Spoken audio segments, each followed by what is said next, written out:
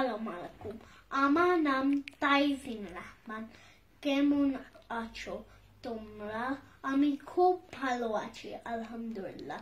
আমি একটা কবিতা আবৃত্তি করব। কবিতার নাম আমাদের দেশ। লিখেছেন আনাম বজলুর রশিদ। আমাদের দেশ তার কত ভালোবাসি, সবুজ ঘাসের বুকে শেফালি হাসি। মাঠে মাঠে চড়ে গরু, নদী বয়ে যায়, জেলে ভাই ধরে মাছ মেঘের ছায়ায়।